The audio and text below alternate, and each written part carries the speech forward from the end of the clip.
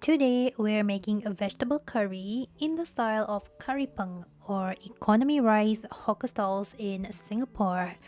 It's a more watery curry because its purpose is to drench your rice, and yes, it's really easy to make, so let's go.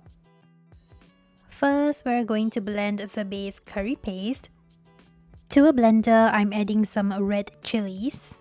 Now, this is actually not that spicy, but it does add a really nice color to the curry. If you want a completely non-spicy curry, then just remove the red chilies. To that, I'm adding onion and garlic, as well as ginger. Be sure to chop them up for an easier blend. I'm also adding some sliced lemongrass. Remove the hard outer layer and the top part. Finally, add in the curry powder, any curry powder of choice. Add a few tablespoons of water so that it blends much easier.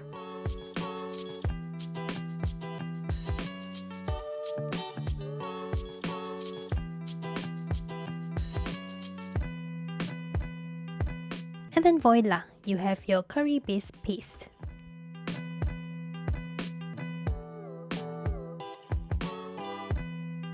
Okay, vegetables. You can add whatever vegetables you like. Today I'm using a colorful assortment of carrot, eggplant, okra, and cauliflower. I also have some tofu here for added protein. Now, the one vegetable that you absolutely need in Cai Png would be cabbage. You gotta have the cabbage, okay? Okay, let's cook. To a pot, add some oil. And then we're adding the curry spice paste that we blended earlier. Stir fry the curry paste on low heat until it's fragrant and cooked, so it'll kind of dried up a little. Once you have a drier curry paste like this, throw in your vegetables.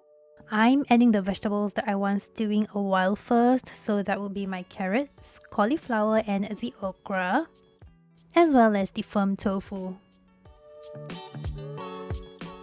Stir that in with the spices and then add in water. You can also add in stock for an extra boost of flavor, but I'm going to keep these vegan and sweet and simple.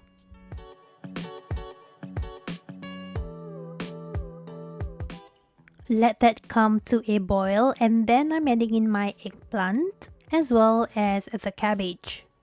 Use whatever vegetables you like, or trying to clear in the pantry, but you have to have the cabbage, okay? It just doesn't feel right without the cabbage.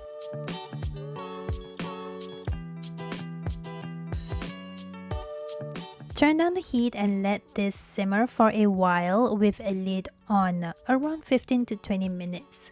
Now this is going to let the curry and all of those vegetables really stew, and you're going to get really super soft cabbage that just soaks up all of that curry.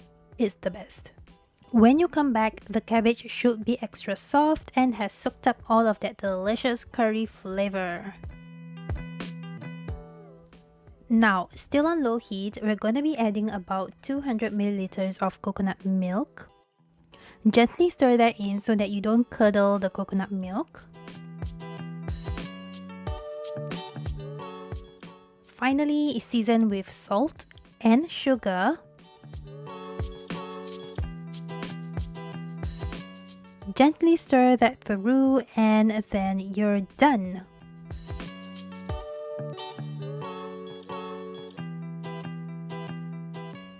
This is a more watery curry because you're supposed to be able to drink this like soup.